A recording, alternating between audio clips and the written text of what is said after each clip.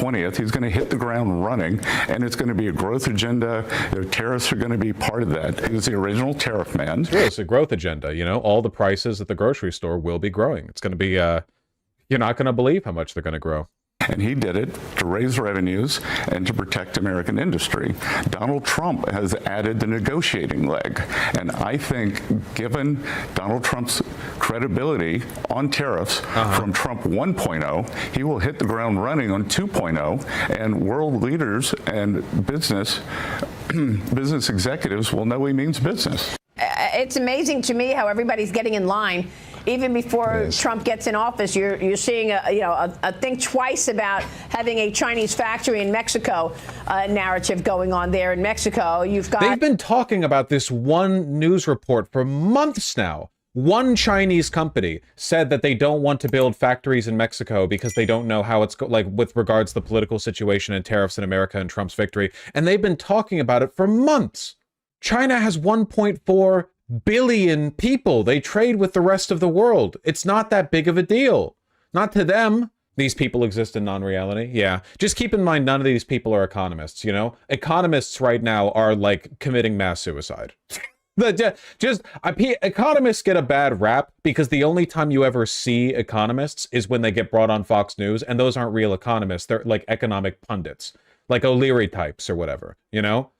Right now, like economists are all throwing themselves into a volcano. You know, they're manifesting something dark and wretched. Okay, they're beckoning an ill will that will haunt the rest of us for years uncountable. Okay, and I don't blame them. The elder god of bad policy. I can't watch these fucking jokers, man. I can't do it.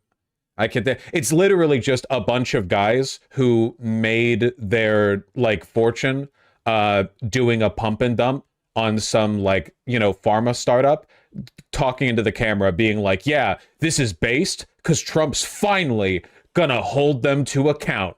Yeah, finally, Trump's gonna hold them to account. And that's it. Like, there's no, like, it's a pure grift economy. There's no actual economics involved in this discussion, I guess, really. Somebody linked this, by the way. I think they got banned shortly after, but that you pay the iron price, I think, for talking to me.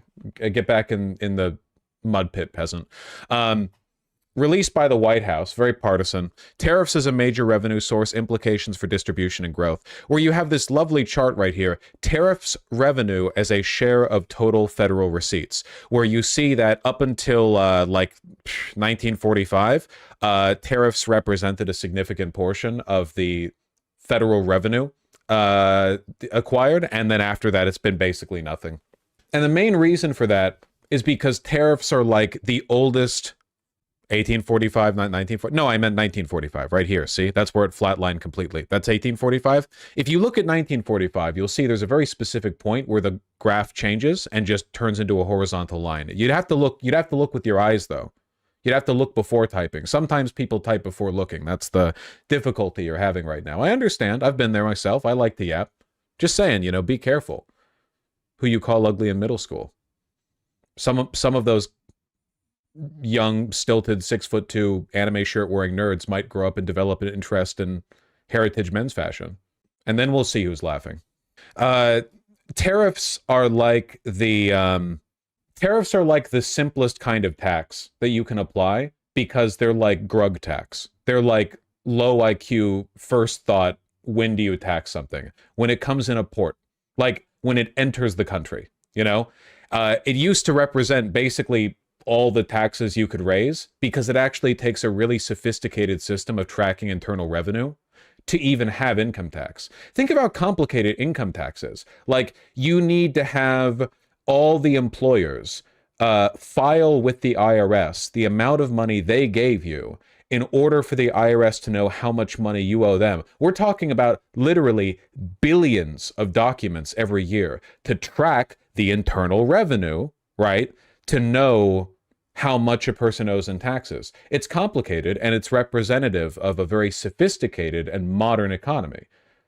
A tariff, on the other hand, is literally like, oh, you're bringing in a bunch of beaver skins from Canada. Well, I'll need 40 gold coins before you can take that in or something. You know, it's like it's a much simpler form of revenue raising, and of course, in the long run, it's very economically deleterious because it discourages free trade, which for the most part is a, well, I'm not a free trade guy. I think that there are reasonable reasonable exceptions you can make to free trade, like, say, for example, decommodification of the economic form and the proletarian, state. But apart from that, net federal receipt by source, individual income tax, social insurance tax and contribution, corporate income taxes, customs, other. We love our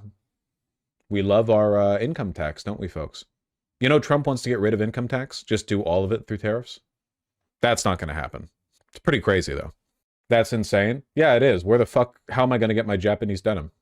Come on, get real. The entity that writes the check for the import tax is the importer, the company that's then going to send it to a grocery store or to a car dealership. So that cost is passed on to consumers. So consumers would face. Even this is lowballing it. Before, after tariffs, $2,000 to $2,200, but that's only a 10% jump, as opposed to the proposed 25% with Canada and Mexico. I mean, the specifics are going to vary industry to industry, but potentially this shit can end up being like way more expensive. And if the retaliatory, that's 2,100. I'm sorry. I know you don't trust me. I know. I say it's 10% and you guys think, oh, that must be 2,100 when it's actually closer to 2,200. I know you don't trust me. That's fine. Higher prices for things. And in the very near term, the stock market is simply reacting. Who the fuck pays $2,000 for a mattress? Sensible people. Shoes, mattress, chairs, sofa, anything that involves ergonomics, you drop the big bucks for that. You should be eating lentils with your hands because you don't want to waste money on a spoon if it means saving up for a good mattress. Nothing beats having a healthy back. You know all those people who are like me when I woke up on my 26th birthday and I couldn't get out of bed because my back hurt? Those people do not invest in good mattresses, okay? But I bet you I could catch them down at the club. Bet you I could catch them forgetting to pregame before they go to the bar and dropping $14 on a single already watered down cocktail. The first of 4 that they'll need to get hammered enough to enjoy the shit music at the venue they're at. Save your money. You know what needs to be an emote? Or some version of it? We're going to be getting a lot of use out of this one.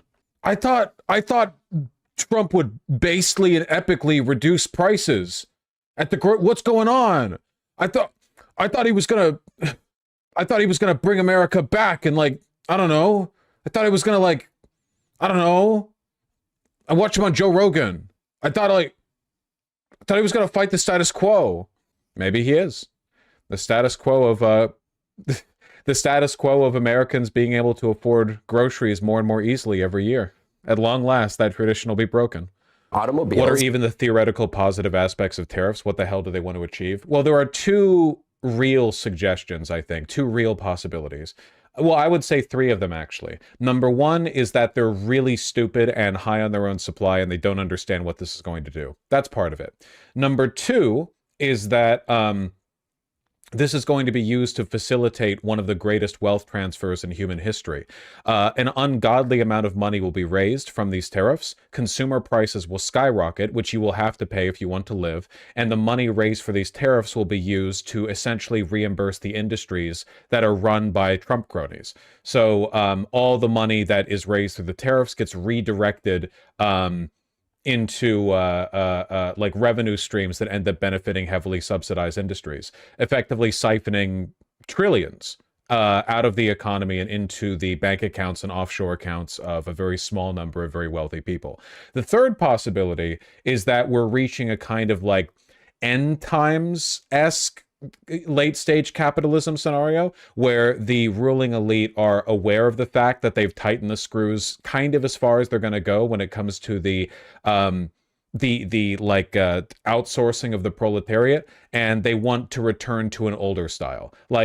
There's been this process of every American gets to enjoy a life of luxury, and all of the real slave labor that is done to uphold that economic reality is done outside of the country or in prisons or by undocumented workers. Just keep it like out of the public eye, you know? Very neoliberal 1990s NAFTA era, everything is going to be fine, end of history. That's been the way we've been handling things for a while, and it's possible that the powers that be are like, no, we want to go back to the Gilded Age, basically. Like, we like the idea of being wealthy and powerful in a much more direct way than we have been. And tariffs will facilitate an economic transfer that will basically like reduce the world to that state. And I think that all three of these are part of the answer, you know? I think all three of them are part of the answer.